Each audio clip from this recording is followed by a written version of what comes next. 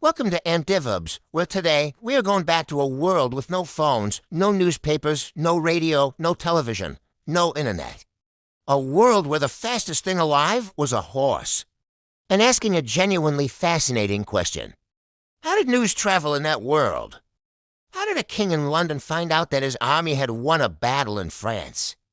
How did a merchant in Venice know that a trade route had been blocked in Constantinople? How did ordinary people, farmers, craftsmen, market traders find out what was happening in the world beyond their village? The answer is more sophisticated, more creative, and more human than you might expect. And it reveals something profound about the unstoppable human need to know, to connect, and to share information. First, let us understand the problem. Medieval Europe is vast. Roads are poor. Travel is slow, dangerous, and expensive. Literacy is limited. Perhaps 10 to 15% of the population in most of medieval Europe could read at all. And yet, information moved. Battles became known across continents within weeks. Papal decrees spread from Rome to the furthest corners of Christendom. Market prices in one city influenced decisions in cities hundreds of miles away. How? Through a network of human systems so sophisticated that historians have genuinely compared it, in structure if not in speed, to the internet. The most powerful information network in medieval Europe was not built by any king or merchant. It was built by the Catholic Church. Think about what the Church actually was in medieval Europe. Not just a religious institution. A continent-wide organization with a presence in every village, every town, every city across the known world. A hierarchy that ran from the Pope in Rome to the parish priest in the most remote English village. And every level of that hierarchy communicated with every other level. Regularly. Systematically. Priests reported to bishops. Bishops reported to archbishops. Archbishops communicated with Rome. And Rome sent instructions, decrees, and information back down through the same channels. This network moved information of all kinds. Not just religious news. Political news. Military news. Economic news. Warnings about disease outbreaks. Reports of social unrest. The parish priest standing at the front of his church on Sunday was, for most medieval people, their primary source of news about the wider world. The sermon was the broadcast. The church was the transmitter. And it reached everyone. Because in medieval Europe, almost everyone went to church. Here at Antivibs, if the church was the BBC of medieval Europe, the merchant networks were Bloomberg. Merchants needed information to survive, the price of wool in Bruges, the political situation in Genoa, whether the roads through the Alps were safe this season. Whether a particular lord was friendly to traders or likely to tax them into poverty, bad. Information meant lost money. Good information meant profit, so medieval merchants built. Information networks of extraordinary sophistication. The great trading families, the Medicis of Florence, the Fuggers of Augsburg, the merchant guilds of the Hanseatic League, maintained networks of agents and correspondents across Europe and beyond. These agents wrote letters. Constantly.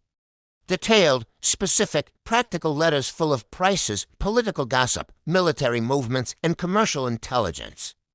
The Medici Bank alone had offices and correspondents in London, Bruges, Lyon, Geneva, Rome, Naples, and beyond.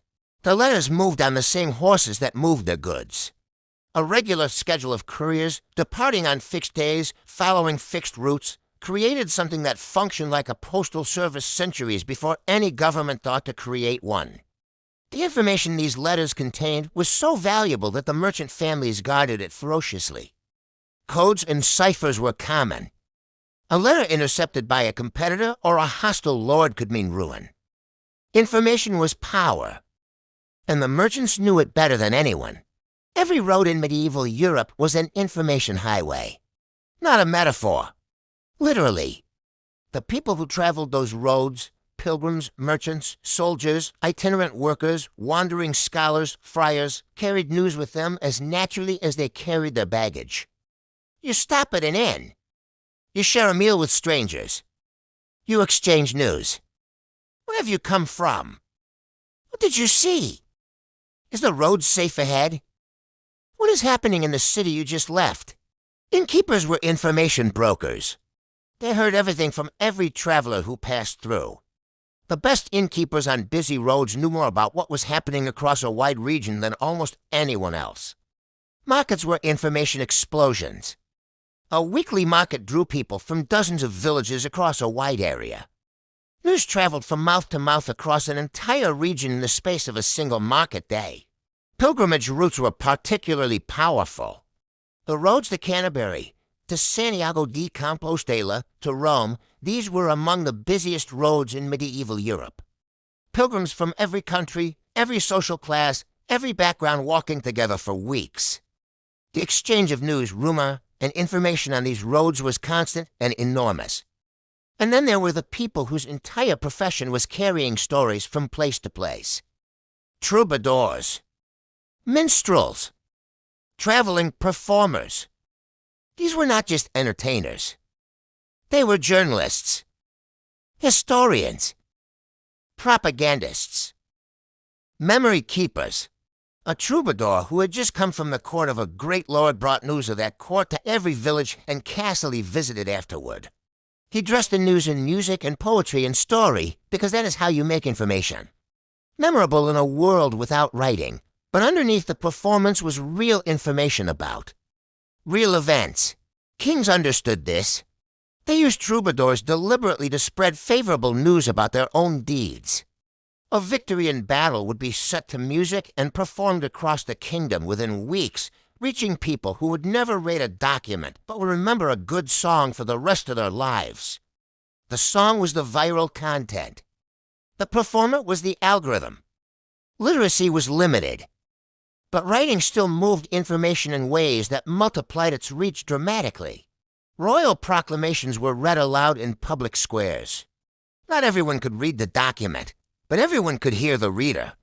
University students, among the most mobile people in medieval Europe, moving between Bologna, Paris, Oxford, and beyond, carried ideas and information across the continent. Their letters home, their debates, their networks of scholarly correspondence created an intellectual information web that connected the great centers of learning across Europe. And then, in monasteries across the continent, monks copied manuscripts. Not just religious texts. Chronicles. Histories. Scientific works. Diplomatic correspondence. The scriptoria of medieval monasteries were the data centers of their age. Painstakingly slow. Enormously expensive. But preserving and transmitting information across time in a way that nothing else could match. Here's the thing about all of these networks. They were fast for their time. But they were fragile. A letter could be intercepted. A messenger could be killed. A road could be blocked by war or weather or bandits. An inn could burn down. A troubadour could be bribed to change his song. Information moved, but it moved unreliably. It arrived distorted. Rumor and fact traveled the same roads and were often impossible to separate on arrival. A king might receive news of a battle 2 weeks after it happened. He might receive 3 different versions of the same event from 3 different sources and have no reliable way to determine which was true. The world was hungry for something better. In 1440, Johannes Gutenberg begins work on a machine that will change everything. The printing press. Within 50 years of Gutenberg's invention, printing houses exist in every major city in Europe. Books that once took a monk a year to copy can be reproduced in days. Thousands of copies. Identical. Simultaneous. And then something new appears. The newsletter. Printed sheets of news, current events, market prices, political developments, produced regularly and distributed through the existing merchant and postal networks. The first newspapers. The medieval internet has just gotten its upgrade. So what does the story of medieval information networks teach us? It teaches us that the need to know is as fundamental to human beings as the need to eat. Medieval people had no technology we would recognize. No infrastructure we would call modern. And yet they built organically, creatively, out of pure human necessity, a continent-wide information network that functioned with remarkable sophistication. They used what they had, the church, the market, the road, the song, the letter, the monk with a quill, every available channel, every possible medium, because not knowing, being isolated, uninformed, cut off from the larger world, was a kind of poverty that human beings have never been willing to accept. The second lesson is about trust. Every medieval information network ran on trust. Trust that your correspondent was telling you the truth. Trust that your courier was loyal. Trust that the monk had copied accurately.